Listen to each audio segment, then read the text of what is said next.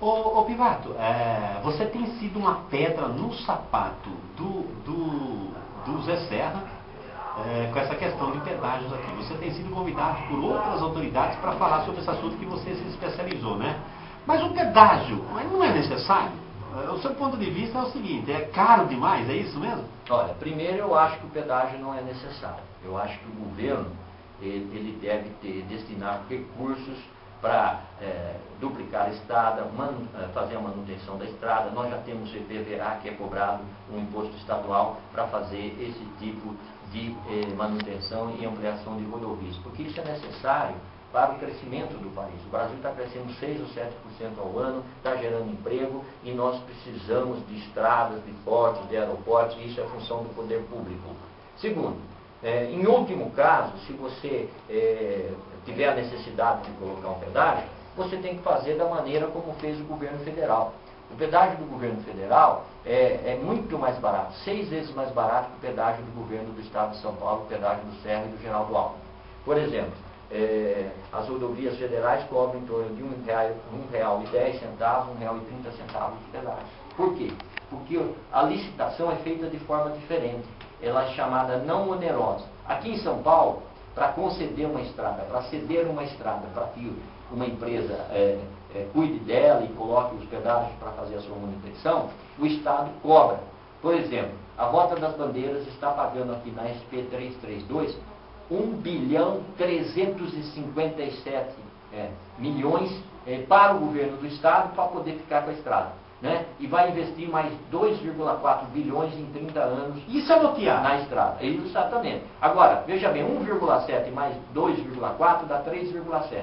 1,3 melhor, mais 2,4 dá 3,7. Então, 1/3 da tarifa do pedágio é esse 1,3 bilhões que o governo botou no caixa dele e não sabemos onde foi.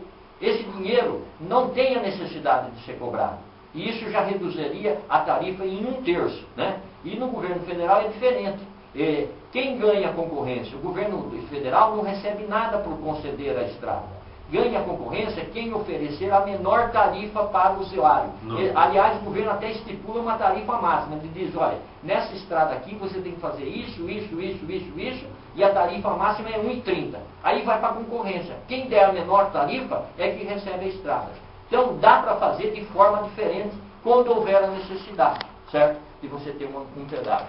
Então, é isso que nós lutamos contra. Nós não podemos mais aceitar essa situação. Nós precisamos dar um basta, né? A nossa região está extremamente prejudicada. E a gente vê agora, lamentavelmente, alguns candidatos aí que se oferecem, que se apresentam, mas quando nós vamos para a pista, Edson, quando nós estávamos lá na pista, paralisando a pista, enfrentando a polícia debaixo de cacetete, não apareceram esses deputados lá para nos defender, né? E nem falam de pedágio por aí. E nós, que lutamos, que batalhamos, que estamos aqui dando a cara a tapa e lutando e defendendo os interesses da população. Bom, 69 praças seria o número de praças que o governo estadual quer implantar. Você tem experiência suficiente para impedir que isso aconteça? O grupo, quer dizer, um grupo, você tem também somaria. Essa luta, Edson, passa pelo seguinte: o momento de resolver isso, gente, é agora, entendeu?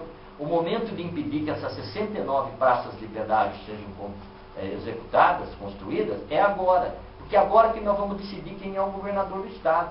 O Geraldo, né, o PSDB, tem essa proposta de construir 69 praças.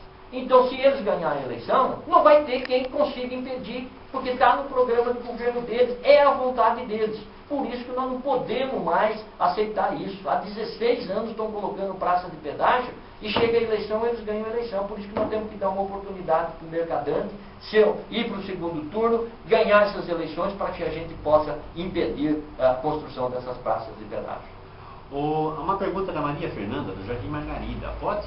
Pergunta aberta também. Pode, claro. Isso. Por que não fazem o programa Minha Casa, Minha Vida para quem ganha um salário mínimo, Pivato? Ela fez inscrição várias vezes e até agora ainda não foi chamada. O programa Minha Casa, Minha Vida, ele está aqui em Cosmópolis, ele foi, aliás, a nível do Brasil, ele foi iniciado há cerca de 2 anos, né?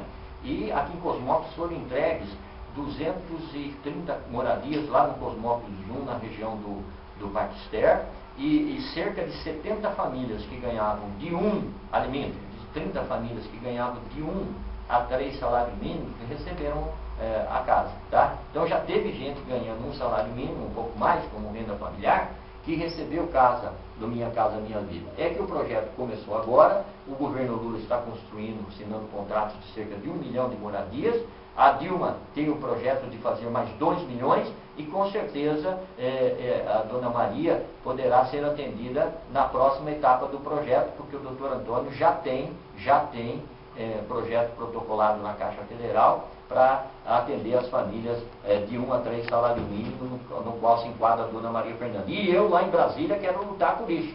Não só pelo Minha Casa Minha Vida, mas por outros programas federais que atendam principalmente as famílias que ganham um salário mínimo. Porque elas precisam da ajuda do poder público, né, como nós fizemos aqui através dos lotes urbanizados. Sem a ajuda do poder público, essas famílias não conseguirão a moradia. É uma bandeira minha, o doutor Antônio também está lutando por isso. Outra pergunta, Ana Pérez de Carvalho, da Cidade Alta. Esse negócio de escolas estaduais, que os alunos não podem repetir de ano, ela acha errado. Ela não quer que continue isso. E ela diz o seguinte, abraço para o Pivato. Pivato é o candidato dela e do esposo dela, o Odair. Exatamente, essa é a nossa luta. Essa aprovação automática em que as pessoas, aliás, os alunos, as crianças e os jovens passam sem ter uma avaliação correta, sem aprenderem, saem da escola sem saber ler e escrever, sem saber fazer as 4 operações, ou quando sabe ler e escrever, não entende o que lê, não entende o que escreve. É a política educacional do PSDB nos últimos 16 anos. Acabou com a educação no estado de São Paulo. Lamentavelmente, as escolas estaduais estão sofrendo com isso, e nós precisamos mudar isso. Nós precisamos valorizar os professores da escola do Estado e não recebê-los com cacetetes, como fez o Serra lá no Palácio dos Bandeirantes. Nós precisamos respeitar os nossos alunos e dar condições para eles, para os professores, para os diretores, para os coordenadores, para os vice-diretores, para que eles possam oferecer uma educação de qualidade. E para acabar com isso, nós precisamos mudar o governo do Estado de São Paulo, nós precisamos votar em Mercadante. Pivato, nós temos mais 11 minutos, tá? Depois a gente vai entrar automaticamente com o corte para a transmissão do horário, programa eleitoral gratuito. Bom, deixa eu fazer um apelo para você. Eu considero você amigo. Eu também. Caso você seja eleito, a hora de pegar o voto, de correr atrás do voto, a gente vê muitos até paraquedistas de outras cidades que a gente nunca ouviu falar e vindo aqui pedir voto, dizendo que fez isso pela cidade, fez aquilo, fez aquilo. Você precisa ter um comprometimento natural por ser tradicional de Cosmópolis, a família sua tradicional de Cosmópolis. Existe o risco de você vai ser obrigado a atender outras regiões do país, é claro, como federal, caso você seja eleito.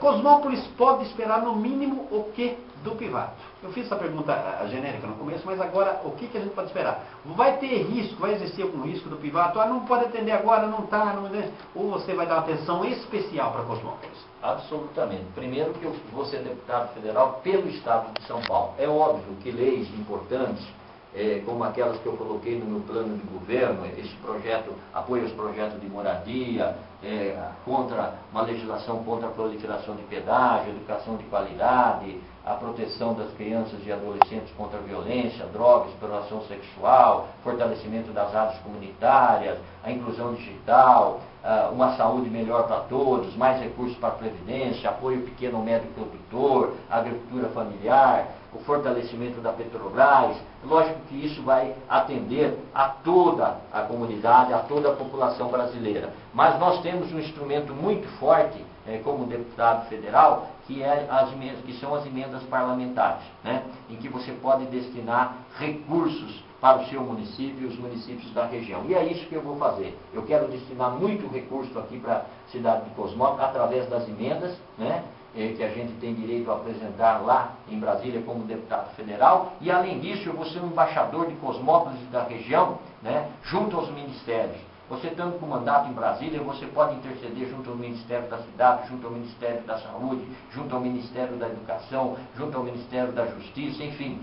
Você pode ser um interlocutor do município e com isso o município ganha muito.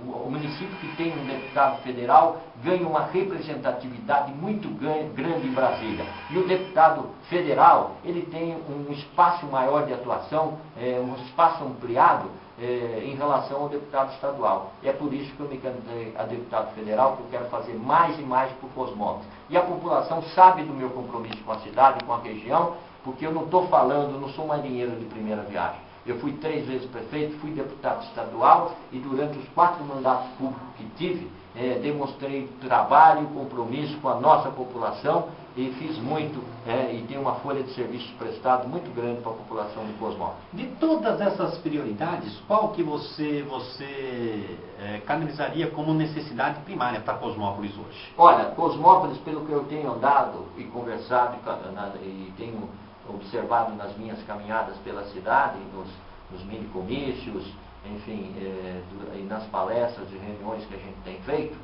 eu acho que tem algumas questões importantes que eu quero priorizar. Primeiro, a questão da saúde. Eu acho que nós precisamos destinar mais recursos para a saúde, não só através de emendas, mas intercedendo junto ao governo federal para que o Ministério da Saúde destine mais verbas para a rede básica de saúde do município e também para o Hospital Beneficente Santa Gertrudes, que precisa melhorar seu atendimento, precisa de mais recursos.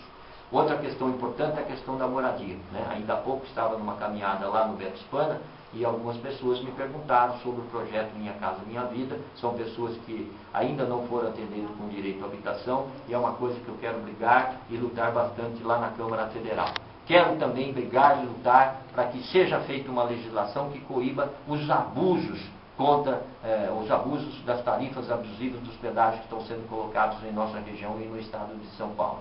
E as mais diversas bandeiras que eu tenho apresentado nos meus panfletos e que está sendo distribuído para a população. Bom, em relação às rádios comunitárias, eu queria dizer, sem querer fazer campanha para você, que pelo menos na condição de parlamentar, quando nós precisamos, você intercedeu e acabou gerando um resultado positivo, que está aí essa realidade para a cidade hoje, que é a Municipal FM também. Mas você pretende trabalhar em prol das rádios comunitárias para que elas possam ter uma arrecadação melhor, porque hoje a gente tem uma rádio para poder arrecadar, né, com os apoios culturais. Você pretende fazer isso pelas rádios também? Claro, claro, você disse muito bem. Outra coisa que no meu mandato de deputado eu participei ativamente. Eu fui da frente parlamentar em defesa das rádios comunitárias que não eram regulamentadas como é a sua hoje, né? E daquela luta é que surgiu a legislação e é por isso que hoje Cosmópolis tem o privilégio de ter uma rádio comunitária do gabarito da sua rádio, que leva informação, entretenimento, enfim, é uma rádio que todos respeitam e que todos ouvem na nossa cidade. Então, eu quero lutar para que as rádios comunitárias sejam fortalecidas, né? Porque nós temos os grandes meios de comunicação que pressionam, que defendem determinadas candidaturas com o único interesse, que o dinheiro sejam canalizados para a propaganda nas suas rádios, TVs e jornais. E as rádios comunitárias ficam abandonadas. E é por isso que eu quero apoiar as rádios comunitárias, para que elas tenham mais recursos, para que possam garantir a informação correta, séria e honesta, como você faz aqui na Rádio Municipal FM. Tá bom, Pivato. Bom, nós temos mais 5 minutos. Eu gostaria, antes de você fazer as considerações finais, passar mais uma pergunta da ouvinte, Nair, do Real Center.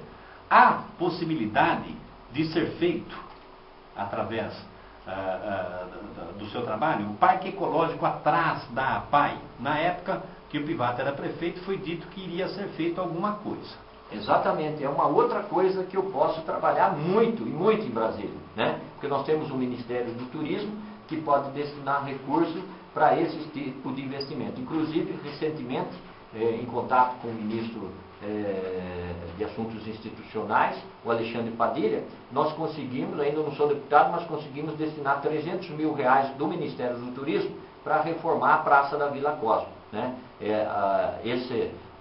O empenho já foi feito, agora entrou no período eleitoral, um período que você não pode fazer as obras, o projeto está sendo feito e será feita lá a reforma e ampliação da praça. E isso também pode ser feito através, o Parque Ecológico pode ser feito através de recursos federais. E é uma coisa específica que eu quero lutar, que é uma bandeira minha, eu sei que é uma bandeira do Dr. Antônio à frente da Prefeitura de Cosmópolis também, e que eu quero destinar recursos e verbas para que a gente tenha, tornar realidade a construção do nosso Parque Ecológico lá nas margens do Córrego Barreiro.